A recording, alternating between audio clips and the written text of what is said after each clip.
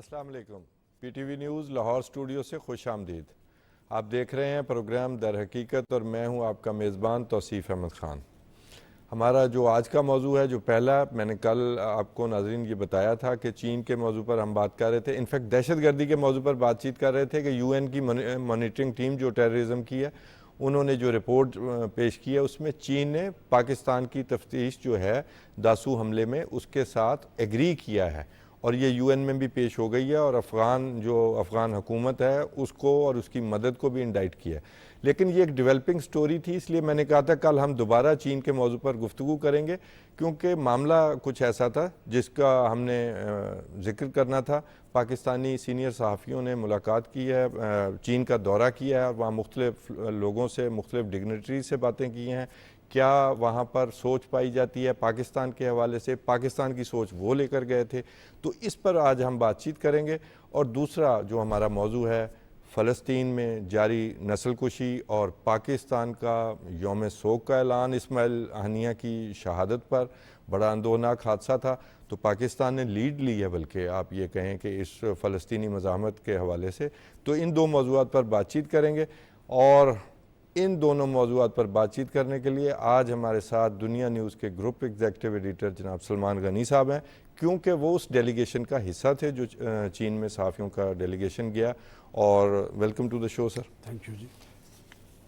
चीन चलते हैं तो चीन को चलिए, तो माशाल्लाह आप गए, कैसा रहा, क्या देखा और क्या मामलात आप, क्योंकि इस वक्त बड़ा क्रिटिकल टाइम चल रहा है मईशत के हवाले से, चीन पाकिस्तान ताल्लुकात के हवाले से, चीन अमेरिका ताल्लुकात के हवाले से, चीन इंडिया ताल्लुकात के हवाले से, तो बारी बारी हम इसको आज पूरी डिटेल के साथ आपसे पूछना चाहेंगे। साहब, आपने मुझे इनवाइट किया इस प्रोग्राम में। ये दरअसल दावत जो थी ये चीन डिप्लोमेसी एसोसिएशन, चाइना का एक अदारा है जी, उन्होंने हमें इनवाइट किया था और लाहौर के एक कॉन्सुलेट ने इसके सारे इंतजामात किए थे जी। वहाँ पर हम 3 जगहों पे गए जी, बीजिंग में, शेंजन में और गोंजे, वहाँ का एक सूबा है। और तीनों जगह पे हमारे एक खारजा ऑफिस के ज़िम्मेदारान से मुलाकातें हुई और उन्होंने ब्रीफिंग्स दी। देखें, मैं उससे जब विज़िट सारे को देखता हूँ तो एक हवाले से मैं बड़ा मुतरफ़ हूँ कि वो अपने मामलात के हवाले से, अपने इश्यूज़ के हवाले से, अपनी तरजीहात के हवाले से एक चाइनीज़ बड़े यकसू हैं। और पाकिस्तान के हवाले से जब आप बात करेंगे तो 3-4 चीज़ें बड़ी इंपॉर्टेंट थी और वो बड़ा तोल के बोलने वाले लोग जी। मैंने कहा ना, साइलेंट डिप्लोमेसी उन्होंने इंट्रोड्यूस करवाई है। उन्होंने बड़ा क्लियर कट जो मैसेज था उनका, उनकी ब्रीफिंग्स का मैवर था। आप पहले ये बताएं बीजिंग में किन लोगों से मिले और उनके सर, साथ हमारे दौरे का आगाज ही बीजिंग से हुआ और बीजिंग में जो पहले मरले पे हमें खारजा ऑफिस में उन्होंने मदऊ किया।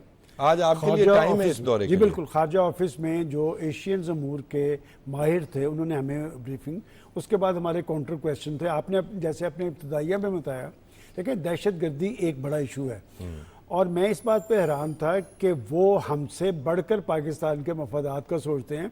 हम ये सोच रहे थे कि शायद वो दहशत गर्दी के हवाले से तशवीश जाहिर करेंगे, चूँकि पाकिस्तान के अंदर मुख्तलिफ प्रोजेक्ट्स में उनके लोग टारगेट हुए। वो तीनों मौक़ों पे उनके जो ज़िम्मेदार लोग थे उन्होंने कहा कि हमें पाकिस्तान की मुश्किलात का, पाकिस्तान के मसाइल का हमें एहसास है कि पाकिस्तान के अंदर दहशत गर्दी कौन करवा रहा है, क्यों करवा रहा है, मकासद क्या है। वो बड़े यकसू थे और वो जो मैंने आपको कहा ना, 3-4 इशूज़ उनके नज़दीक, पाकिस्तान से दोस्ती, पाकिस्तान के साथ मुआहदों पे पेशरफ्त और ख़ास तौर पे सी पैक टेक ऑफ कैसे करना है। और अहम बात ये कि वो शहबाज शरीफ के बड़े मुतरफ हैं। वो तो आज से नहीं है वैसे। मैं आप नहीं देखें, उन्होंने अपनी ब्रीफिंग्स में कहा कि हम इस हवाले से मुतमिन हैं कि पाकिस्तान के प्राइम मिनिस्टर और पाकिस्तान के army chief general Asim Munir जो हैं, हमारे ताल्लुकात भी पाकिस्तान के साथ बहुत अच्छे हैं और ये जो पाकिस्तान की अस्करी और मुंतखब लीडरशिप है, ये चीन के साथ ताल्लुकात, चीन के साथ मामलात, सी पैक के साथ इनकी कमिटमेंट, वो बड़े यकसू हैं। और हमें इस बात की खुशी भी थी कि देखें वो जब हमारी लीडरशिप के बारे में बात कर रहे हैं, लेकिन खान साहब बतौर पाकिस्तानी जर्नलिस्ट के हमने भी कुछ चीज़ें सोची हुई थी, हम काउंटर क्वेश्चन करते गए और सी पैक के हवाले से जिस तरह उनकी कमिटमेंट है, जिस तरह वो इस पर पेशरफ्त चाहते हैं, अलमिया की बात ये है, परेशानी की बात ये है कि क्या वजह है कि जब भी इस सी पैक के टेक ऑफ करने का मरला आता है, अब आया या 2017 में आया, कि हम जिस कैफियत से पाकिस्तान से गए थे कि पाकिस्तान के अंदर वही तनाव, टकराव, महाजराई, धरना सियासत, 2017 में भी यही हुआ कि जब आप टेक ऑफ करने की पोजीशन में आए तो इस्लामाबाद में धरना था। बिल्कुल ठीक। उसके बाद कोर्ट का मार्च शुरू हो गया, धरने पे उस धरने वक्त के होते प्राइम रहे। मिनिस्टर को पनामा लीक्स में धर लिया गया। और वो जो मैं वहाँ जर्नलिस्ट था जो उस वक्त भी कहता था कि ये सी पैक और IMF की लड़ाई है। अब भी मैं ये समझता हूँ, देखिए एक तरफ जब मैं आपको ये बता रहा हूँ कि हम वहाँ तीनों जगहों पे गए, उन्होंने हमें सिर्फ ये नहीं थी कि ब्रीफिंग्स खारजा अमूर के माहिरीन के साथ थी, उन्होंने हमें बड़े बड़े प्रोजेक्ट अपने दिखाए। मतलब पावर चीन जो उनका अदारा है, जो बिजली साज कंपनी है, वो सिर्फ चीन को ही बिजली नहीं मुहैया करती, वो दुनिया भर के 47 ममालिक के अंदर उनके प्रोजेक्ट चल रहे हैं। अच्छा, फिर आप मेरे से पूछेंगे कि जी वहाँ और क्या देखा। जिस चीज़ से मैं सबसे ज़्यादा मुतासर हुआ कि मैं पहले भी 2 दफ़ा चीन जा चुका हूँ, आज का चीन बहुत आगे जा चुका हुआ है। और उसकी बड़ी वजह क्या है? हर 5 साल के बाद बीजिंग तो बदल जाता है, कुछ का कुछ हो जाता है। खान साहब, मैं समझता हूँ कि उनकी तरक्की का राज ये है कि वो अपनी पॉलिसीज़ के हवाले से यकसू हैं। हर शख्स अपना काम करता नजर आता है और हमारा अलमिया ये है कि हम अपना काम नहीं करते और हम किसी को करने नहीं देते, टांग अड़ाते हैं और किसी को करने नहीं देते। यही वजह है। और अब देखना ये है, देखें हमें एनालिसिस इस बात का करना है कि जब चीन हमारे साथ खड़ा है, क्या हम भी अपने साथ खड़े हैं? सबसे बड़ा क्वेश्चन ये है। इसलिए कि देखें, दुनिया के जमहूरी ममालिक में या तरक्की याफ्ता ममालिक की जब आप पॉलिसीज़ का जायज़ा लेते हैं तो मुल्क की तरक्की और खुशहाली के अमल में उस पर कोई दो आरा नहीं होती। वो एक स्टेट की पॉलिसी होती है, मईशत की बहाली, मजबूती, वहाँ पर सियासत नहीं होती। पाकिस्तान के अंदर इन इशूज़ पर भी सियासत शुरू हो गई है और पाकिस्तान को इस चीज़ ने बहुत ज़्यादा नुकसान पहुँचाया है। और ये सिलसिला कोई 10-15 साल के अंदर शुरू हुआ है, इससे पहले ऐसे नहीं था। हुकूमतें बनती थी, इकोनॉमी पे, दिफा पे, कभी किसी ने रियासत पर या रियासती इदारों को टारगेट नहीं था किया। और मैं हमेशा से ये देखता हूँ कि जी हमारा दुश्मन तो पाकिस्तान को गैर मुसाकम करना चाहता था। पहली दफ़ा जो एक नेगेटिव और ख़तरनाक रुझान है, पाकिस्तान के अंदर से ही पाकिस्तान के मुफादात के मुनाफी बातचीत होती है। फिर चलते हैं ज़रा चीन जी कि वहाँ पर काउंटर क्वेश्चन करने के बावजूद जो बात बीजिंग में खारजा ऑफिस का ज़िम्मेदार कह रहा था, वही शेंजन में उनका ज़िम्मेदार कह रहा था। वही हम जब गांजो में पहुँचे हैं तो वो अपनी माशी तरक्की के हवाले से ब्रीफ कर रहा था। और जिन जिन इशूज़ पे हमने बात की है, किसी की बातचीत में कोई तजाद नहीं था। इसका मतलब उन्होंने जो लाइन्स ड्रॉ की हुई हैं वो उस पर कारबंद हैं, उस पर साबित कदम है।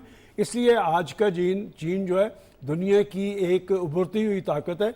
अब आ जाए कि वो पाकिस्तान के हवाले से उनकी इतनी कमिटमेंट। जी, मेरा सवाल यही है। और वो शहबाज साहब को शहबाज पीर तो पहले से कहते हैं, शहबाज शरीफ पर उनका ये एतमाद बतौर वज़ीर आज़म पाकिस्तान, उसकी वजूहात तो ज़ाहिर है, उसकी लेगेसी है। ये भी फ़ायदा हुआ कि हम लोग जब विजिट पे गए तो इसे आप एक तरह का फॉलोअप विजिट कह सकते हैं, चूँकि पाकिस्तानी प्राइम मिनिस्टर वहाँ के विजिट से आए। और शेंजन में जिस खातून ने हमें अशाइया दिया और उन्होंने हमें ब्रीफ किया उस सूरत हाल के हवाले से और अपनी खारजा पॉलिसी के हवाले से, उस खातून ने 10 दफ़ा पाकिस्तानी प्राइम मिनिस्टर का जिक्र किया। और जब हमने लीडरशिप की बात की कि चीन इतना तरक्की कैसे कर गया, तो उसने आगे से कहा कि आपके पास भी लीडरशिप मौजूद है। मतलब वो इस हद तक शहबाज शरीफ के मोतरफ थे कि उन्होंने कहा आपके पास लीडरशिप मौजूद है और आपके पास, उन्होंने पाकिस्तानी फ़ौज को कहा, वो भी एक रियलिटी है बहुत बड़ी। ठीक है। और जो बात मैंने महसूस की है, देखें हम सियासी एतबार से तो मुख्तलिफ हुकूमतों की मुख्तलिफ तरजीहात हो सकती हैं, लेकिन मैंने महसूस किया कि पाकिस्तान की अस्करी लीडरशिप आज बहुत ज़्यादा हम आहंग है।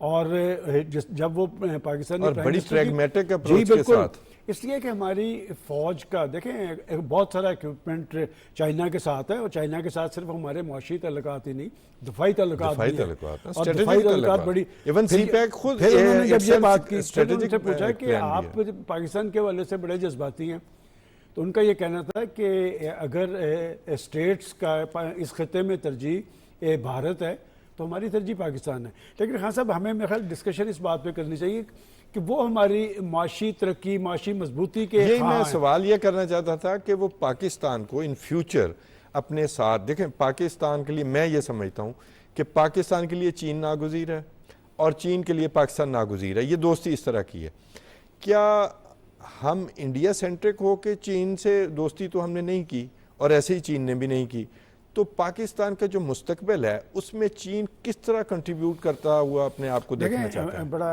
अच्छा आपका क्वेश्चन है। जब ये चीन पाकिस्तान के बाद आज़ाद हुआ था, जी, मैंने जैसे पहले कहा कि जब कौमें ये फैसला कर लें कि उन्होंने तरक्की की मंजिल पे पहुंचना है, तो फिर पॉलिसीज़ बनाना वहाँ की लीडरशिप का काम होता है। कि मैंने जिस जिस जगह पे गए हैं, मैंने हड़बूंग नहीं देखा, मैंने हजूम नहीं हालांकि देखा। वो 1.5 अरब की आबादी है। 1.5 अरब की आबादी है, हर जगह पे हर शख्स अपना काम करता नजर आ रहा है। अब जब आप पाकिस्तान के साथ बात करते हैं तो एक नेचुरल दोस्ती भी है। देखें, हम जब ये चीन को खराज तहसीन पेश करते हैं कि चीन पाकिस्तान की माशी मजबूती का कहाँ है, चीन पाकिस्तान की मुश्किल सूरत हाल में आपके साथ आके खड़ा होता है, तो फिर ये भी देखना चाहिए कि जब चीन आज़ाद हुआ तो सबसे पहले बैनुल-अक़वामी राब्ते का जरिया पाकिस्तान बना था। जी बिल्कुल। और इवन चीन ये दो तरफा अमेरिका डिप्लोमेसी जो है बड़ी क्लासिक है। और नफरत जो होती है ये दो तरफा तल्लुक होता है। तो जिस तरह चीन पाकिस्तान के वाले से अपने, तो हमने उनको बताया, हमने कहा अगर पाकिस्तान के अंदर किसी एक इशू पे पाकिस्तान की पॉलिटिकल लीडरशिप या पॉलिटिकल पार्टीज का इत्तेफाक राय है तो वो चीन से दोस्ती है, जिस पर वो आगे से मुस्कुराते थे इस बात पे कि। लेकिन फिर मैं एक जब दहशतगर्दी की बात आई तो उनके बीजिंग के अंदर जो एशियन अमूर के वाइस प्रेसिडेंट थे, उन्होंने कहा कि हमें पता है कि पाकिस्तान के अंदर दहशतगर्दी का रुझान क्यों आम है, दहशतगर्दी के पीछे कौन है, करा कौन रहा है, हम सब चीज़ें जानते हैं। मतलब कि वो आपका एक ऐसा दोस्त है जो चीज़ आपकी एक नेगेटिव पॉइंट है उसको भी समझने की कोशिश की है। वो कहते हैं कि हमें पता है कि सी पैक पे कौन कौन किस किस तरह से असरअंदाज होने की कोशिश कर रहा है। फिर मैंने उन्हें क्वेश्चन किया कि इस तरह की परसेप्शन एक बन रही है कि ये पाकिस्तान के अंदर जो दहशतगर्दी के वाक़यात हुए, ख़ास तौर पे आप नाराज हैं शाम के वाक़े दासू में, तो क्या आप ये चाहते हैं कि आप वहाँ जो अपने प्रोजेक्ट्स हैं उनकी सिक्योरिटी का बंदोबस्त आपको दे दिया जाए? उन्होंने कहा कतई नहीं, हमें पाकिस्तान की सिक्योरिटी फोर्सेस पे होता रहा इस मुल्क में, ये हो रहा है प्राइम मिनिस्टर के दौरे के बाद। उन्होंने तीनों जगह पे यही बात की कि हमें आपके सिक्योरिटी फोर्सेस पे एतमाद है, हमें उन प्रॉब्लम्स का पता है कि पाकिस्तान के अंदर ये सब कुछ कौन करा रहा है। देखें, वो अपने इश्यूज़ के हवाले से यकसूत है, लेकिन खान साहब हमारे लिए परेशान कुन बात ये है, एक तरफ देखें जब मैं उनकी तरक्की देख रहा था तो मैं फ्रस्ट्रेट हो रहा था बिल्कुल कि आखिर हम एक ही वक्त में आज़ाद हुए हैं और पाकिस्तान को कुदरती वसाइल से मालामाल मुल्क है पाकिस्तान, हमारे पास बहुत ज्यादा पोटेंशियल है, हमारी नौजवान नस्ल बड़ी पास एक पॉपुलेशन का बॉम्ब भी तो था, फिर हम उन्होंने मैनेज किया। उस चीज की निशानदेही जरूर करें कि क्या वजह है कि पाकिस्तान एक न्यूक्लियर पावर है, वो माशी पावर क्यों नहीं बन सका? इसलिए नहीं बन सका कि हमारे यहाँ पॉलिसीज का तसलसल नहीं था। हमारे यहाँ जिन अदारों ने हमारे यहाँ एक चीज का तसलसल रहा है, साजिशों का तसलसल, यही वजह है। और ये साजिशें देखें, सियासत के अंदर आप इख्तलाफ भी करते हैं, इख्तलाफ राय भी करते हैं, और माजी के अंदर ऐसे होता रहा। देखें, मुझे याद पड़ता है जब जुल्फ़िकार अली भुट्टो इंडिया के दौरे पे गए तो लाहौर के एयरपोर्ट पे पाकिस्तान की अपोजिशन लीडरशिप ने उनको अलविदा कहा। बिल्कुल। उसके बाद मैं 10 मौके और बता सकता हूँ कि जब भी कोई मुश्किल सूरत हाल पैदा हुई, पाकिस्तान की पॉलिटिकल लीडरशिप इकट्ठे बैठी। मैं आपको सी पैक पे मिसाल देता हूँ। सी पैक पर एक कंट्रोवर्सी बनाने की कोशिश की गई। उस वक्त के प्राइम मिनिस्टर नवाज शरीफ ने पाकिस्तान की सारी पॉलिटिकल लीडरशिप को प्राइम मिनिस्टर हाउस में बुलाया, बैठ के बात की। क्या वजह है कि हम लोग आगे नहीं बढ़ सके? उसमें मैं समझता हूँ कि गैरों से तो क्या गिला करना है जब अपने ही यकसून ना हों पाकिस्तान के हवाले से। और आज सबसे बड़ा जो फुकदान नज़र आता है वो इसी बात का है, पाकिस्तानियत का है, कि दुनिया भर के अंदर जहाँ जो जमहूरी मुआशरे हैं वहाँ की पॉलिटिकल लीडरशिप जब पार्लियामेंट के अंदर बैठी होती है, सर जोड़ के बैठी होती है, तो लोग समझ रहे होते हैं कि ये हमारे बारे में सोच रहे हैं, ये मुल्क के बारे में सोच रहे हैं, ये अपनी कारकर्दगी को बढ़ाने के बारे में सोचो विचार कर रहे हैं। लेकिन हमारे यहाँ ये फुकदान क्यों है? मैं समझता हूँ ये एक गेंद जो है पाकिस्तान की पॉलिटिकल लीडरशिप की कोर्ट में है। और जब चीन जैसी एक बड़ी बनती हुई पावर आपके साथ कंधा मिला के खड़ी है तो हमें अपना हाउस इन ऑर्डर करना है। अच्छा सलमान साहब, एक और बात, एक तो ये कि भी हम चीन के साथ अब जिस दोस्ती के फेज में जा रहे हैं वो ये है कि हमें बेल आउट पैकेज नहीं चाहिए कि आप आके हमें किसी वक्त पे बचाएं। इकॉनमी पे बात करें, इन्वेस्टमेंट पे बात करें, सी पैक बनाएं। चीन के लोगों से आपका इंटरेक्शन हुआ, उन्हें ये यकीन है कि पाकिस्तान को जो सी पैक की वजह से, मैं समझता हूँ सी पैक की वजह से, आपसे मैं इत्तेफाक करता हूँ कि जो मसाइल दहशतगर्दी के दरपेश हैं और एक पॉलिटिकल इंस्टेबिलिटी का भी तासुर जो है वो, उसको भी मैं सी पैक से जोड़ता हूँ, तो वो ये समझते हैं कि पाकिस्तान इनको ओवरकम कर लेगा। मैंने देखें, आपने तो सिर्फ सी पैक का हवाला दिया, मैंने आपको जो बात बताई कि जब हमने दहशतगर्दी के रुझान के हवाले से बात की है तो वो कह रहे हैं, होना तो ये चाहिए था ना, वो हमसे पूछते जी बिल्कुल, कि आपके यहाँ दहशत, उन्होंने कहा कि हमें ये पता है कि पाकिस्तान के अंदर दहशतगर्दी का रुझान क्यों है और किस किस जगह हमें क्यों कर टारगेट किया जा रहा है। इसका मतलब वो ये बात समझ रहे हैं कि ये सी पैक के अमल पर असरअंदाज होने की कोशिश है। खास साहब, ये मगरबी बॉर्डर हमारा कभी इस तरह की सूरत हाल नहीं थी। ये मगरबी बॉर्डर पे क्यों पैदा हुई? देखें, बात यह कि हमने वहाँ पर एक सियासी तब्दीली के लिए अफगानिस्तान में कोशिश की थी और सियासी तब्दीली हमने यकीन बनाई और अफगानिस्तान की वजह से पाकिस्तान का बड़ा नुकसान हुआ है। देखें, अफगानिस्तान का ही इतना हुआ हो जितना का एक स्टांस था शुरू से। पाकिस्तान ये कहता था कि अफगानिस्तान के अंदर मसले का सियासी हल निकालना चाहिए। इसकी कीमत पाकिस्तान को चुकानी पड़ी। आपको याद होगा कि जब ट्रंप बरसिकदार आए थे माजी में, तो ट्रंप साहब ने अपनी जो पॉलिसी, दफाई पॉलिसी और अफगानिस्तान के हवाले से पॉलिसी के हवाले से दोनों प्रेस कॉन्फ्रेंस मुझे याद है, वो मोर्दे इल्जाम पाकिस्तान को ठहरा रहे थे। बल्कि उन्होंने AF पाक वो एक सेल बना दिया था कि पाकिस्तान और अफगानिस्तान एक जुड़वा मसला है। जी बिल्कुल नहीं, और हम भी ये कहते रहे। देखें, पाकिस्तान की एक पॉलिसी थी कि अफगानिस्तान के अंदर अमन पाकिस्तान के इस्तेहकाम के साथ मुंसलिक है और पाकिस्तान ने सहूलतकार का फ़र्ज अदा किया और अफगानिस्तान के अंदर सियासी तब्दीली यकीनी बनाई। वहाँ पर तालिबान इंतजामिया बरसिकदार आई, किस लिए कि जी सब ये समझ रहे थे कि, और उन्होंने आके ऐलान किया कि हम अपनी सरजमीन को दहशतगर्दी के लिए इस्तेमाल नहीं होने देंगे। लेकिन उनके यहाँ अपनी रिट मौजूद नहीं थी, उसी तरह वो सारा सिलसिला चलता रहा। और चाइनीज़ भी ये समझते हैं कि ये सारा कुछ क्यों हो रहा है, कहाँ से हो रहा है, कैसे हो रहा है और असला किसका है। हाँ, असला किसका है? असला चाइना का रास्ता रोकने के लिए नहीं है, सेंट्रल एशिया की देखिए, उनको ये बात सारी पता थी। उन्होंने यहाँ तक कहा कि जब अफगानिस्तान से के अंदर से इत्तेहादी फौजों का इनखला हुआ, अब सारी चीजें तो जो है ना वो आप हमें बताएं सारी चीजें। और मैं आपको ये भी बता दूं कि मेरे पास ये खबर भी मौजूद है कि आपका जो एनालिसिस है वो वज़ीर आज़म साहब को भी बड़ा पसंद आया। देखिए, मैंने वहाँ पर प्राइम मिनिस्टर साहब को बताया कि हम लोग जहाँ पर विज़िट पे आए हुए हैं और मैंने उन्हें बताया कि चाइनीज़ जब पाकिस्तान से तल्लुकात के हवाले से, सी पैक के हवाले से यकसू हैं, तो ये बात हमारे लिए बड़ी हैरानगी का बायस है कि वो साथ शहबाज शरीफ का जिक्र भी करते हैं और शहबाज शरीफ के हवाले से वो ये उनके लिए बड़ा काबिल इत्मीनान है। और जब वो शहबाज शरीफ का जिक्र करते हैं तो वो साथ ये कहते हैं कि हमें पाकिस्तान की सिक्योरिटी फोर्सेस पे एतमाद और एतबार है, एतमाद और एतबार है। और ये आप उसने इत्तफाक कह लें कि इस वक्त चीन के साथ मामलात पे पाकिस्तान और पाकिस्तान की मुंतखब और अस्करी लीडरशिप यकसू है, एक पेज पे। लेकिन ये जो हमें अफगानिस्तान से दहशतगर्दी आ रही है, तो उसमें आपको कहीं लगा कि चीनी बड़े एहतियात पसंद भी हैं कि ये जो चीन का जो एक ब्रेज़िनेस्की का मॉडल है, चीन का रास्ता रोकना टूवर्ड सेंट्रल एशिया, फिर सी पैक का रास्ता रोकना, तो आपको ये लगा कि चीन अफगानिस्तान के मामले को भी हल करने में पाकिस्तान की मदद करने जा रहा है? सब एक चीज़ मैंने वहाँ पर कही तो जिस पर वो बड़े खुश हुए। मैंने कहा जी हमारे नज़दीक ये चीन की तरक्की, चीन की माशी क़ुव्वत, हमारे ज़हन में एक परसेप्शन थी कि चीन हर चीज़ मुआशी एजेंडे के तहत देखता है। मैंने उन्हें क्वेश्चन किया, मैंने कहा कि अब चीन का एक नया रोल हमें देखने में आ रहा है कि चीन अपना रोल अदा करके ईरान और सऊदी अरब को भी आपस में बिठा रहा है। चीन जो है वो इस्राईल और फलस्तीन के अंदर भी मुआहदा करवाने जा रहा है। तो इस पर बड़ा मुस्कुराया, उनके जो खाजा अमूर के तर्जमान थे वो इस पर मुस्कुराए। तो उन्होंने कहा कि जी जब हम मुआशी तरक्की की बात करते हैं तो मुआशी तरक्की अमन के साथ मशरूत होती है। तो लिहाजा उनके हाँ एक बड़ा एजेंडा जरूर है, लेकिन वो मुंह से ज्यादा बात नहीं करते। साइलेंट डिप्लोमेसी ये चाहते हैं। देखिए खान साहब, आपके मेरे इत्मीनान के लिए एक बात काफ़ी, और मैं फिर आपके सामने सवाल छोड़ूंगा कि वो चाहते हैं कि इस खिते में अगर पाकिस्तान हमारी तरजीह है तो पाकिस्तान माशी तौर पे मजबूत होना चाहिए। हमारे यहाँ भी यहाँ पर हम देखते हैं ना कि कोई दोस्त जो होते हैं, एक दोस्त खुशहाल हो जाता है, वो माशी वाले से मजबूत हो जाता है, तो अच्छा दोस्त वो होता है जो कमज़ोर को साथ में, वो कहता है मेरा दोस्त क्यों कमज़ोर है। सेम यही पोजीशन उनकी है। लेकिन खान साहब, मैंने जो चीज़ वहाँ महसूस की कि जब मैं उनकी तरक्की, हर चीज़ में तरक्की, हर चीज़ में यकसुई, उनके काम से काम की आदत। वो तो सलमान साहब माइंडसेट वाला इशू है। हम कहाँ खड़े हैं? देखिए मैं हम फिर कहीं वही भी नहीं, बात, उनके मुकाबले में तो कहीं नहीं उनके मैं मुकाबला नहीं करता, मैं उनसे मुकाबले की हम पोजीशन में नहीं है।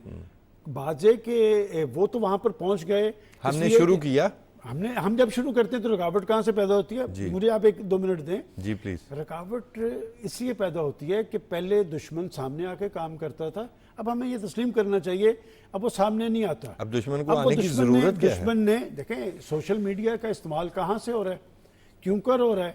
एक एक बंदी से 11-11 लाख के अकाउंट्स जब सामने आ रहे हैं तो भाई स्टेट उनसे पूछे, वो मैं किसी की दुश्मनी नहीं करता, स्टेट पूछे कि ये सारा काम आप किसके लिए कर रहे थे, उसे डिग आउट करना चाहिए। इसलिए कि अगर पाकिस्तान ने आगे की तरफ जाना है तो मैं आपको यकीन से कहता हूँ कुछ बुनियादी फैसले करने पड़ेंगे। मसलन कि आप हमें बताएंगे इस प्रोग्राम बुनियादी फैसले जी करने पड़ेंगे कि आपको सियासत करनी है तो सियासत आइन और कानून के दायरे में होगी।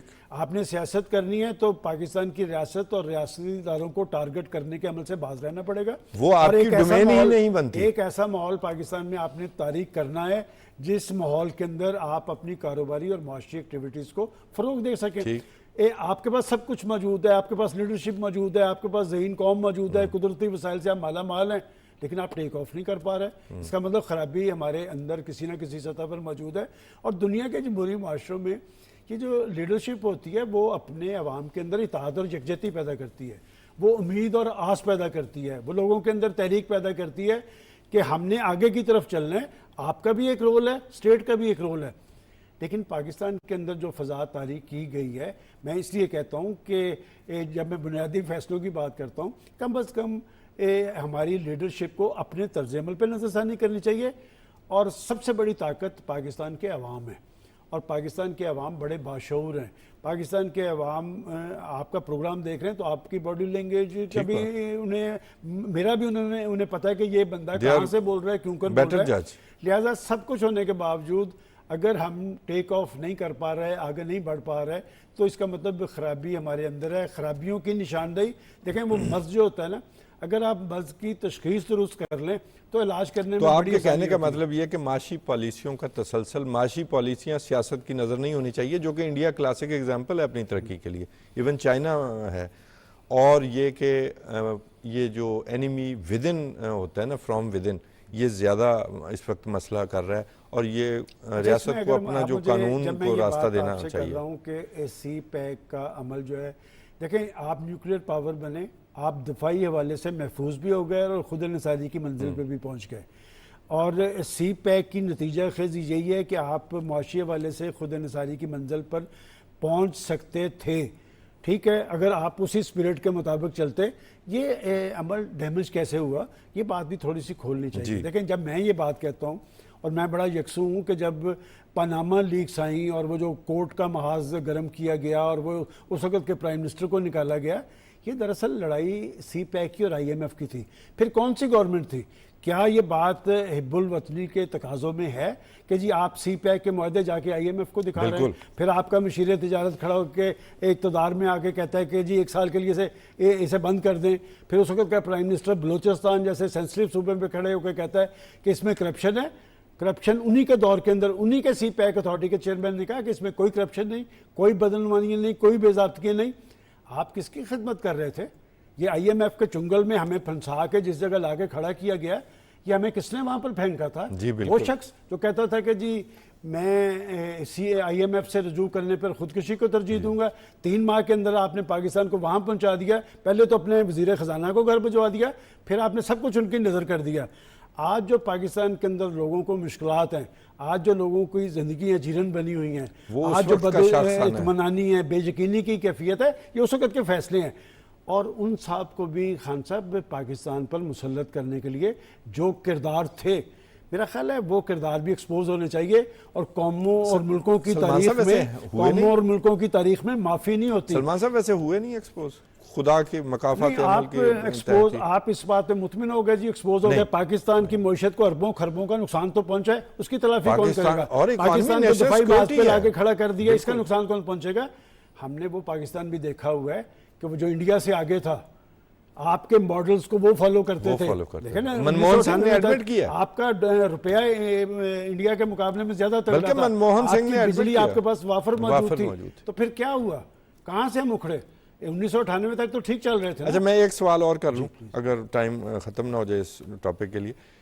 आप क्या देखते हैं उन चीन की बॉडी लैंग्वेज से, जो चीनी जो लोग हैं और जो बातचीत से भी आपका अंदाज़ा हुआ होगा कि चीन आइंदा आने वाले दिनों में सरमायाकारी के कौन कौन से जो शोबे हैं जो पाकिस्तान में वो जिसमें वो दिलचस्पी रखते देखिए, हैं? वो आपने कहा कि चीन कहाँ खड़ा है या क्या देख रहा है या कहाँ कहाँ तावन, वो आपकी तरफ देख रहा है।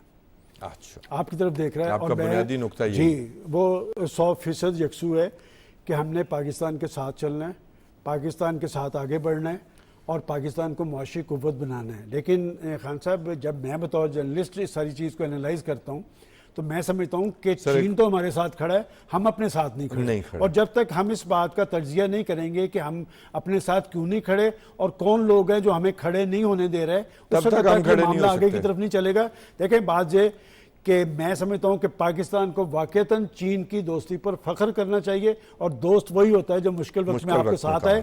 चीन उस बुनियाद पर आपके साथ हर तरह के इम्तिहान में पूरा उतरे। एक ब्रेक का वक्त हुआ चाहता है नाजरीन, और इस ब्रेक के बाद हम दोबारा हाजिर होते हैं और अपने प्रोग्राम को आगे बढ़ाएंगे।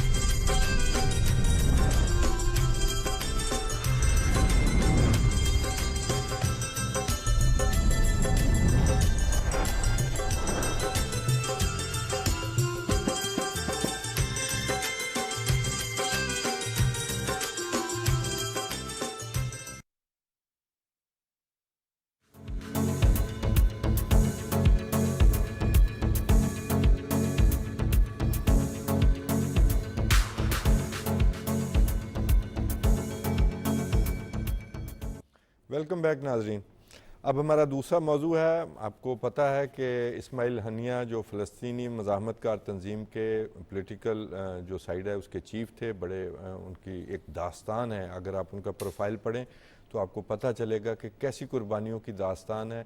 ये जो नकबा का जो जेनोसाइड हुआ था, जो आज फ़लस्तीनी नकबा डे भी मनाते हैं, ये फैमिली, ये ख़ानदान उसका मुतासरा है। उनके, आपको पता है, उनकी शहादत से पहले उनके 3 बच्चे भी शहीद किए गए, उनकी बहन को भी शहीद किया गया। और क्या रिक्कत आमेज़ मनाजर जो हैं वो दोहा में आपको देखने में नज़र आए होंगे टेलीविज़न की स्क्रीन पे। और जिस तरह उनकी बीवी ने, उनकी औलाद ने उन पर, जो बकिया बची औलाद है, वो उन्होंने उस पर जो फ़ख्र का इजहार किया। हमारे मुल्क में भी यौम सोग मनाया गया है उनकी शहादत पर, और उनकी गायबाना नमाज जनाजा भी अदा की गई है, जिसमें वज़ीर-ए-आज़म शहबाज शरीफ, नायब वज़ीर-ए-आज़म जनाब इसहाक डार साहब और स्पीकर कौमी असम्बली सरदार अयाज सादक, वफाकी वज़ीर इत्तलात जो हैं अताउल्लाह तारड़ साहब, और इसी तरह आज़म नज़ीर तारड़ और बहुत सारे पीपल्स पार्टी के रहनुमा, PTI के रहनुमा, सब ने मिलकर जो है उस गायबाना नमाज जनाजा में शिरकत की। PTV के अंदर भी गायबाना नमाज जनाजा का अहतमाम किया। ये हमारी फ़लस्तीनी काज से मोहब्बत का भी सबूत है। और वो जो इज़राइल का जो जुल्म नस्ल कुशी की सूरत में, ये जंग नहीं हो रही, नस्ल कुशी हो रही है, उसके ख़िलाफ़ जो वज़ीर आज़म ने भी बयान जारी किया, जो सीनियर पार्लियामेंटेरियन के साथ बातचीत करते हुए जो कुछ उन्होंने बड़े सख्त अल्फाज में मज़म्मत की वज़ीर आज़म इज़राइल नेतन्याहू की।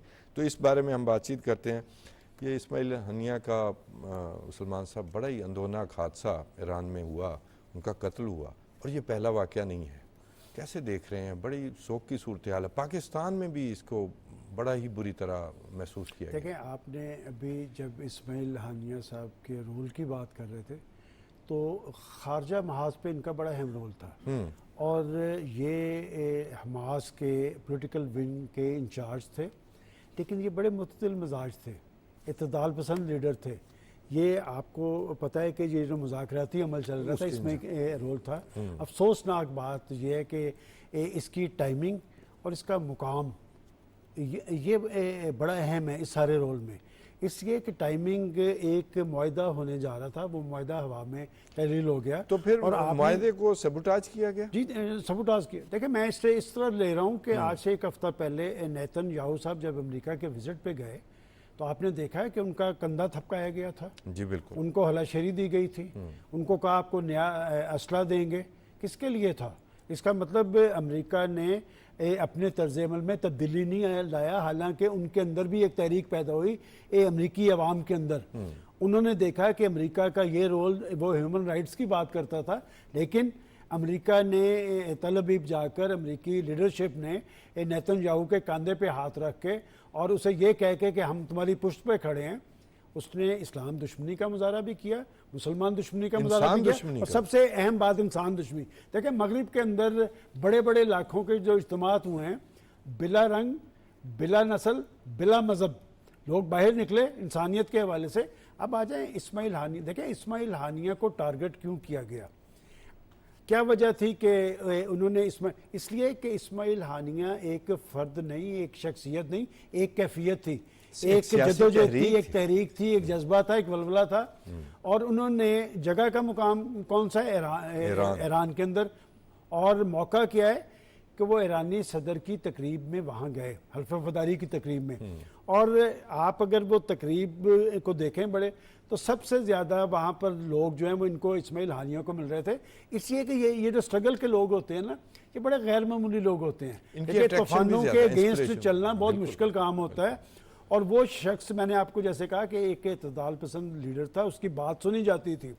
अब बात ये कि उसको टारगेट करके वो जो एक इम्कानात थे कि जी शायद जंग बंदी, ये मैं समझता हूँ कि हमास जो है, अब मुझे एक खतरा और खदशा है कि हमास ने एक रद्द-ए-अमल ज़रूर देना है, इसलिए कि उनका एक पॉपुलर लीडर, उनका एक बड़ा लीडर, लेकिन वो तो टारगेट किया गया। वो तो दे। देखिए इसमें आप, मैं वो ईरान की तरफ आपको लाना चाहता हूँ। वो तो दे जी, वो तो अपनी ज़मीन के लिए लड़ रहे हैं, उनकी सरजमीन है। देखिए दो अहदाफ हासिल किए हैं दुश्मन ने। एक तो बड़े लीडर को उन्होंने रास्ते से हटाया, दूसरा उन्होंने ईरान को एम्बेरसिंग सूरत हाल से दो चार किया। और मैं ये एक सवाल आपके सामने ज़रूर उठाऊंगा कि आज एक स्टोरी न्यूयॉर्क टाइम्स से आई कि ये तो 2 माह पहले से उन्होंने फिट किया हुआ था, मैं उसका, ये रॉकेट चला है। और ईरान का एयर डिफेंस सिस्टम जो था वो क्या कर रहा था? रॉकेट बाहर से आया या अंदर से आया? सलमान साहब एक मिनट, मैं सवाल इसी को आगे बढ़ाता हूँ। मैं कहता हूँ रॉकेट आया, न्यूयॉर्क टाइम्स कहता है नहीं जी बम लगा हुआ था। उसकी जो लेगेसी है इजराइल की, उसमें सैकड़ों लोगों को जहर भी दिया गया, समेत यासर अरफात साहब के, उनको पोलोनियम का जहर दिया गया। लीडरशिप को शहीद किया गया। कितने लोगों को, खालिद मिशाल को जहर देने की कोशिश। कोई भी मामला हो, सिक्योरिटी ब्रीच ईरान का हुआ इन एनी केस, और ये पहला वाकया नहीं है ईरान में। इससे पहले ईरान के साइंटिस्ट जो हैं वो उनको कत्ल किया गया। ईरान के जो मरकजी एटमी साइंसदान है उसको तेहरान की सड़क पर कत्ल हुआ। चंद हफ्ते पहले उनका प्रेसिडेंट तो जो है, आप प्रेसिडेंट जो है, मैं नहीं कहता, लेकिन 3 हेलीकॉप्टर उड़े, उनमें से एक गिर गया जी। तो बात ये कि मैं उससे अब क्या, उसने तो, लेकिन ये एक प्रोपेगेंडा जरूर है उनके बारे में भी, चलें उसका अभी कोई बात नहीं हुई। लेकिन आज तक ईरान में जो भी मामला हुआ, कोई मुल्जमान इजराइल के जो लोग हैं, जो पेरोल पे हैं, उनके लिए काम कर रहे होंगे या इजराइली, तो कोई तो सूरत हाल होगी, वो पकड़े नहीं गए। तो आप ये मशवरा देना चाहेंगे कि ईरान जंग की बजाय अपने अंदर ये वाली जो सिक्योरिटी ब्रीच की इस्लाह करें? देखें ईरान को उभारा जा रहा है, कतर में भी मुकीम रहे, दीगर उन्होंने ईरान का इंतखाब क्यों किया? आप ये बात जी ये बात आप इसमें ईरान ज़्यादा एम्बेरस हुआ है। और मैं समझता हूँ ईरान की लीडरशिप ने, उनके प्रेसिडेंट ने भी, उनके जो बड़े मजहबी रहनुमाएं, उन्होंने कहा कि हम इस पर रद्द-ए-अमल देंगे। आपने दुरुस्त कहा, देखें हिकमत से चला जाए तो ज़्यादा बेहतर है। जिन्होंने ये काम किया है, हो सकता है वो मशरिक़ वस्ता के अंदर एक नई आग लगाना चाहते हैं, वो किसी मौके की ताड़ में हो। और मैं इसे ख़तरे से खाली नहीं समझता। नेतन्याहू का जो लास्ट वीक का अमेरिका का विजिट है, और पाकिस्तान के प्राइम मिनिस्टर को खराज तहसीन पेश करना चाहिए। एक तरफ तो आपका खारजा ऑफिस एक प्रेस रिलीज जारी करके तस्दीक करता है, और पाकिस्तान के प्राइम मिनिस्टर ने क्या कहा, नेतन्याहू की दरिंदगी का दुनिया को नोटिस लेना चाहिए, दुनिया को इस हवाले से मुजरमाना खामोशी इख्तियार नहीं करनी चाहिए। और आज एक अहम बात और पॉजिटिव बात ये कि इस तनाव में, टकराव में, महाजराई में, इल्ज़ाम तराशी में एक अच्छी बात ये हुई है कि सबके आज सब पार्लियामेंट के गायबाना जनाजा में अंदर दोनों साइडों ने, हुक्मरान पार्टी के लोग, प्राइम मिनिस्टर भी खिताब कर रहे थे, उधर से भी क्लैपिंग हुई है, अपोजिशन के लोग जो खिताब कर रहे थे, तो हुकूमत ने भी अप्रिशिएट किया है। इसका मतलब कि फ़लस्तीन काज के हवाले से हमारे यहाँ इत्तफाक़ राय मौजूद है। और जब आप फ़लस्तीन काज की बात कर रहे थे कि पाकिस्तान हमेशा फ़लस्तीनियों के साथ खड़ा रहे, तो खान साहब पाकिस्तान बनने से पहले हम फैसला कर चुके थे। कायद आज़म और हज़रत इकबाल के रिमार्क्स मौजूद हैं, वो तो शुरू से उनकी कमिटमेंट थी। आप देखें कि ये फ़लस्तीन के हवाले से नासूर का लफ्ज़ किस दौर में कायद आज़म ने कहा था कि ये नासूर जो है ये एक प्लांट किया गया है और ये उम्मत मुसलमान के लिए ख़तरा है। मैं समझता हूँ कि मुझे तो हम वो लोग हैं जो मगरिब के हमेशा नाकद रहे हैं, मैं तो उन्हें इस्लाम पेश करता हूँ कि मगरबी अवाम ने इंसानियत का सबूत दिया है और हमारे आलम इस्लाम को सांप सूंघ रहा है। मैं आपको एक और भी इजाफा कर दूँ, शहबाज शरीफ साहब ने एक और भी बात की है कि इजराइल जो है इस्लामी दुनिया के सीने में खंजर की तरह घोंपा इसलिए कह रहा बड़ा हूँ। तो फिर मैं मैं एक और बात, ये बाकी एक जो स्ट्रेटेजिक क्वेश्चन है वो मैं आपसे बाद में पूछता हूँ। जब वजीर आज़म पाकिस्तान 25 करोड़ का इस्लामी मुल्क और एटॉमिक मुल्क, ये इनका जो बयान आता है, जो हमारी पॉलिसी बयान सामने आता है फ़लस्तीन के कॉज के लिए, इसकी कितनी अहमियत है फ़लस्तीनी लोगों के लिए मशरिक़ वुस्ता में, इसको आप कैसे देखते हैं? जब आप ये बात कहते हैं, मैं आपको जिन फ़लस्तीनी लोगों से मेरा राब्ता है कि आलम इस्लाम के अंदर पाकिस्तान को एक गैर मामूली अहमियत और हैसियत हासिल है। पाकिस्तान कोई माशी हवाले से बहुत ज़्यादा तगड़ा तो नहीं है, तो और हवालों से नहीं, वो हवाला ये है कि पाकिस्तान एक न्यूक्लियर पावर है। फ़लस्तीनी बच्चे पूछते हैं कि पाकिस्तानी फ़ौज कब आएगी, और मैं समझता हूँ देखें हिकमत से चलना ही असल बात होती है। पाकिस्तान ने हमेशा कश्मीर के साथ साथ फ़लस्तीन काज को तरजीह दी है, हमारी एक तारीखी कमिटमेंट मौजूद है। लेकिन एक कंट्राडिक्शन पे मुझे अफसोस ज़रूर है, इसलिए कि जब मैं अपने प्राइम मिनिस्टर को देखता हूँ कि वो जुर्रत से बात करता है, वो नेतन्याहू को एक्सपोज करता नज़र आता है, वो इसराइल की मजम्मत करता है, हम एक प्रेस रिलीज जारी करके उसमें से इसराइल का नाम निकाल देते हैं, तो ये एक बहुत बड़ा सवालिया निशान है। सलमान साहब वो एक टेक्निकल इशू भी है। मैं टेक्निकल इशू नहीं समझता खान साहब, आप मसलियत से शिकार नहीं, मैं मसले का शिकार नहीं हूँ, मैं एक जर्नलिस्ट हूँ। मेरा प्राइम मिनिस्टर जब ये बात कर रहा है जुर्रत से कर रहा है, प्राइम मिनिस्टर ने तो कोई गुंजाइश ही नहीं छोड़ी। आपकी पार्लियामेंट के अंदर आज लोगों ने बात नहीं की, राजा परवेज अशरफ ने बात नहीं की, मैं और लोगों को बात कर रहा हूँ।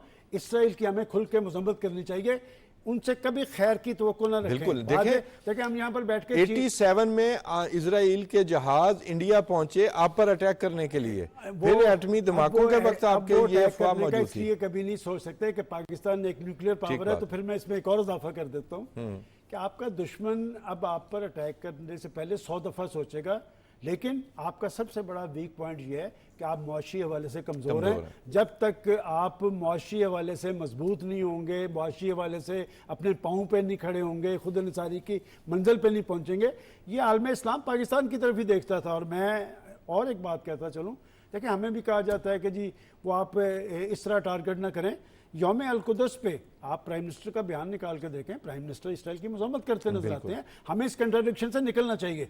बात यह कि ये इस्माइल हानिया को टारगेट किया गया है, तो आपके ख्याल में ये बात यहाँ रुक जाएगी? नहीं, बिल्कुल नहीं रुकेगी। उनके मैं जानता हूँ कि अगला टारगेट कौन हो सकता है। बात यह कि उनके माइंडसेट को समझने की कोशिश करें और अपने माइंडसेट को यकसू करें, अपने मुफादात के वाले से, अपने इश्यूज के वाले से। यही जो और फिर मैं अप्रिशिएट करूंगा कि मुझे आज खुशी हुई इस बात की जब मैंने पार्लियामेंट के अंदर देखा कि जमातों से बालातर होकर सब ने इसराइल की मजम्मत भी की, हानिया की शहादत पर अफसोस का इजहार भी किया और फ़लस्तीन काज से अपनी कमिटमेंट जाहिर किया। यही एक चीज़ है, जब कौमों के अंदर इस तरह का इत्तेफाक राय पैदा होता है तो ये इत्तेफाक राय ताकत है। और पाकिस्तान का मैसेज जो है it means a lot even for Israel. Parliament Khan साहब बयान देना एक चले, हम कहते हैं खारजा ऑफिस ने बयान दिया। आज जब पार्लियामेंट के अंदर गुफ्तगू हो रही है, ये पार्लियामेंट की गुफ्तगू दुनिया देख रही है कि प्राइम मिनिस्टर से लेकर उनके मुखालफिन तक सब कश्मीर फ़लस्तीन काज से एक कमिटमेंट का इजहार कर रहे हैं, हानिया की शहादत पे अपना रद्दअमल दे रहे हैं और ये दुनिया को बता रहे हैं कि ये हानिया की शहादत का अमल जो है ये आप इस तरह हजम नहीं कर पाएंगे। और बात यह कि ये आज़ादी की तहरीकों की तारीख, आप तो खुद तारीख के तालिब इल्म हैं, ये कश्मीर के अंदर आपने अगर 1 लाख कश्मीरी मार दिए तो क्या वो दब गई है? ये मामला दबने वाले नहीं है। और फ़लस्तीन वाला ये लोहे के चने हैं, ये वो और चुरा इन्होंने नहीं आज तक सकेंगे। सरेंडर नहीं और- किया और फलस्तीनियों देखें ने। ये 7 अक्टूबर 2023 से सिलसिला शुरू हुआ है। तारीख क्या थी कि तारीख ये थी कि जी लड़ाई होती थी, वो फलस्तीन का एक हिस्सा लेते थे, 8-10 दिन में काम बिल्कुल खत्म। ठीक। ये मामला अब रुकने वाला नहीं है। नहीं, और वहाँ गजा में इजराइल जो भी ऑब्जेक्टिव लेके चला वो तमाम के तमाम फेल हो गए।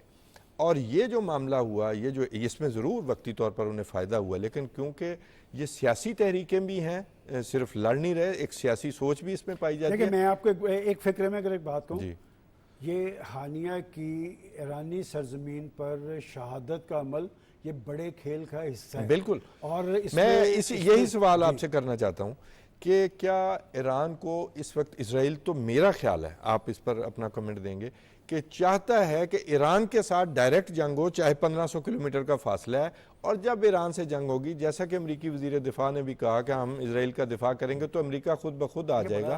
तो ईरान को इससे अवॉइड नहीं करना चाहिए, और बजाय जंग के जिस तरह उसको उठाया जा रहा है, उभारा जा रहा है, वो उसने जो इलाज किया हुआ इसराइल का वही काफ़ी है, और इधर अपनी इसलाह करें। मैं जंग का हामी नहीं हूँ जी, मेरे पास एक सादा सा सलूशन है ये फ़लस्तीन इशू के हल का। अगर आलम इस्लाम अपने इस इशू के हवाले से संजीदा है तो सिर्फ एक दिन के लिए आप अपने सफरा वापस बुला लें, उस पर प्रेशर आएगा, वो सरेंडर कर जाएगा। आपके पास कोई थोड़े ऑप्शंस नहीं है, बहुत सारे ऑप्शंस 73 हैं की तारीख बहुत आपके सारे। सामने है। लेकिन हमारे आलम इस्लाम के अवाम, उनके दिल तो फ़लस्तीनियों के लिए धड़कते हैं। आलम इस्लाम के हुक्मरान जो हैं वो खौफ खाते हैं इसराइल से। क्यों खौफ खाते हैं? इसलिए कि उसके पीछे एक आलमी पावर है और उन्होंने वहाँ पर खमियाजा भुगत लिया। आप देखें इलेक्शन आया है, इलेक्शन के रिजल्ट क्लियर हैं, और मैं ये समझता हूँ कि फ़लस्तीन जैसे सुलगते इशू पर मगरिब के अवाम तो इंसानी बुनियादों पर उनके साथ हुए। ये सरजमीन नबियों की सरजमीन है, ये हमारे लिए बहुत मुकद्दस सरजमीन है। आलम इस्लाम इसमें हरकत में क्यों नहीं आया? और जहाँ से कुछ आया है तो वो रेजोल्यूशन आई हैं, जहाँ से आया है तो कुछ तहफ़्फ़ुज़ात आए हैं। पाकिस्तान ने लेकिन मेरे ख्याल पाकिस्तान आज तो हक अदा हो गया, कल हक अदा हो गया। देखें ये आप ड्यू क्रेडिट उनको देना चाहिए। पिछले 24 घंटे से कन्फ्यूजन तारी थी कि जी पाकिस्तान के खारजा ऑफिस ने बीच में से इसराइल का नाम निकाल दिया। पाकिस्तान के प्राइम मिनिस्टर ने इसराइल को ठोका है, ठीक ठोका है, और उसने कहा कि ये नेतन्याहू दरिंदगी कर रहा है और दुनिया को इस अपना मुजरमाना खामोशी इख्तियार करने की बजाय अपना रोल अदा करना चाहिए। और बात ये कि इस वक्त दुनिया के अमन को खतरा इसराइल से है, इसराइल की पुष्ट पे खड़ा है अमेरिका। और बात ये और अमेरिका की सरपरस्ती में नस्लकुशी हो रही है आपने एक बड़ा अच्छा नुक्ता उठाया है कि जी ईरान को फौरी तौर पर जज्बाती नहीं होना चाहिए, जंग से अवॉइड करना चाहिए। जंग से अवॉइड करने की वैसे जो कहते हैं ना कि अगर आपने जंगी तारीख पढ़ी हो कि जंग से अवॉइड करने का बेहतरीन तरीका जंग की तैयारी होता है। बिल्कुल। और बात है उनके सुप्रीम लीडर ने और उनके प्रेसिडेंट ने, चूंकि उनकी सरजमीन पे एक वाकया हुआ है और वो मेहमान था वहाँ पे, वो 2 माह पहले भी वहाँ पर गए थे। मैं फिर एक क्वेश्चन उठाता हूँ कि बात यह कि वो शख्स आपका मेहमान था, ईरानी सदर की हल्फ वफादारी की तकरीब में शिरकत के लिए आया था, उसके हिफाजती इक़दाम ईरान का फ़र्ज़ था, स्टेट का फ़र्ज़ था। और वो इस वक्त ईरान एम्बेरसिंग सूरत हाल में, ईरान इस वक्त भी एम्बेरसिंग सूरत हाल में, और इससे पहले भी एम्बेरसिंग सूरत हाल। आप पिछली रिसेंट हिस्ट्री देखें ना, ईरान में ये तसलसल से वाक़यात हो रहे हैं। इसराइल ने ईरान की एटमी फाइलें भी चुराई, ठीक है, और वो एक क्लासिक स्टोरी हो गई उनकी जो मोसाद की। तो अभी तक उसमें इस्लाह का अमल हमें तो कम से कम सामने नज़र नहीं आया। तो वो जैसे आपने कहा जंग की बजाय जंग की तैयारी, तो जंग की तैयारी ये है कि जो विद इन देयर सिस्टम जो एक लूप होल बना है, ये आखिर किसी की मदद के बगैर तो नहीं हो गया। तो वो जो मामला है उसकी इस्लाह पहले ना की जाए। देखिए आप बिल्कुल दुरुस्त एक बात कह रहे हैं। उनको अपनी पॉलिसीज़ की, अपने डिफेंस सिस्टम की सब चीज़ों पे नज़रसानी ज़रूर करनी चाहिए। और मैंने इसलिए कहा कि हानिया साहब तो कतर में मुकीम थे और मुल्कों में भी जाते थे। ईरान का इंतखाब क्यों किया है? एक तीर से इसराइल ने 3 शिकार किए। हानिया साहब को रास्ते से उठाया है, ईरानी सिस्टम को, डिफेंस सिस्टम को एक्सपोज किया और ईरान को मैसेज दिया है। देखें ईरान हमारा हमसाया मुल्क है, हमारी उसके साथ एक जज्बाती वाबस्तगी भी है। खुदा न खास्ता ईरान के साथ कोई वाक़या होगा वो हमारे लिए भी मैसेज होगा। मैं समझता हूँ कि अगर आपकी लीडरशिप जिम्मेदार हो और वो दूर तक देखने की सलाहियत रखती हो, उसके पीछे एक विल मौजूद हो तो फिर प्रॉब्लम्स नहीं सलमान आते। साहब 73 में ये बड़ा इत्तेहाद देखने में आया। आपको याद होगा कि अरब ममालिक ने बहुत बड़ा फैसला किया, ये ओपेक ने जो अरब तेल पैदा करने वाले, उन्होंने कहा जी तेल की जो है ना वो स्लो कर दी जाए पैदावार, और उस पर आपने देखा वो एक नई तरह की डिप्लोमेसी सामने आई। उसका और फिर कीमत भी देनी पड़ी। नहीं, मैं आपको बताता हूँ ना उसमें कीमत की वजह कौन बना। अब जिसके लिए ये किया जा रहा है, इजिप्ट ने वो आगे बढ़कर सराय सीना पे कब्जा भी कर लिया और सारा कुछ, अब वो सऊदी अरब लेके आया है कि जी ये है, हम तेल नहीं देंगे। सऊदी अरब उस वक्त पेश था, ठीक है। अब तमाम ममालिक के पीठ में छुरा घोंपा गया कि मिस्र ने वहां बैठकर मुआहदा कर लिया। नहीं तो बताएं नहीं, क्या आप किया जाए? देखें कि इसराइल किसकी शय पे सब कुछ कर रहा है। अगर आपके यहाँ हमारे मशरिक़ वस्ता के जो ममालिक हैं मुआशी हवाले से तो मजबूत हैं। नहीं देखे ना उस वक्त तो वो खड़े थे। फैसलों में जो लीडरशिप जो होती है वो बुनियादी रोल अदा कर रही है।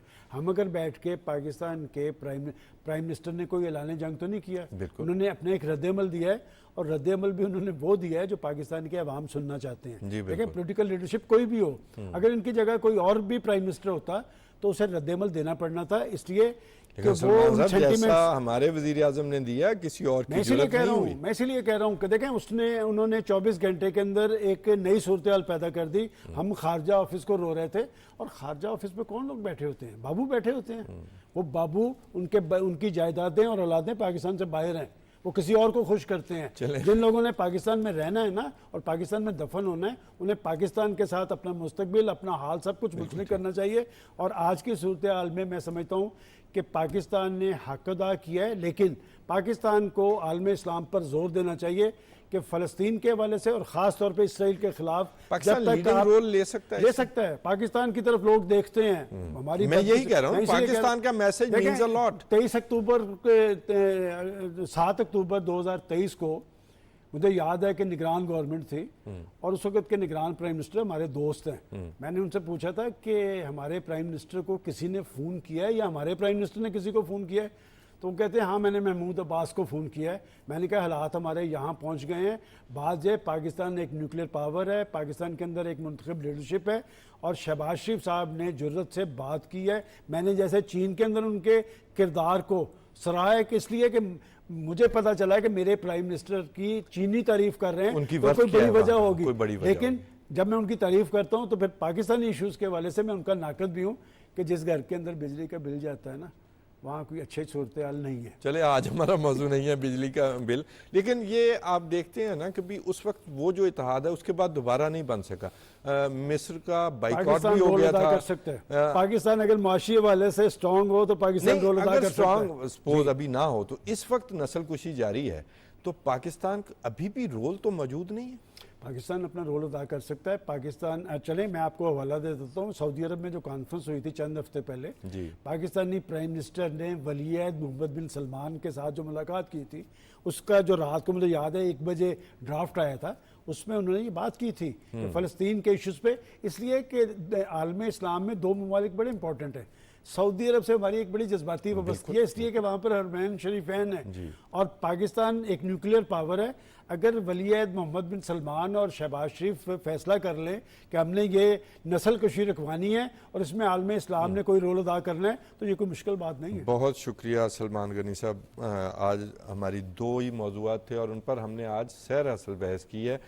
और नाज़रीन मैं आपको ये बताना चाहता हूँ कि ठीक है वक्ती तौर पर फ़लस्तीनी जो मज़ाहमत है उसको बज़ाहिर नुकसान भी हुआ, इतनी बड़ी लीडरशिप को हिट किया गया। इवन लबनान में भी एक जो है वो मज़ाहमत कार लीडर जो हैं वो भी शहीद किए गए हैं।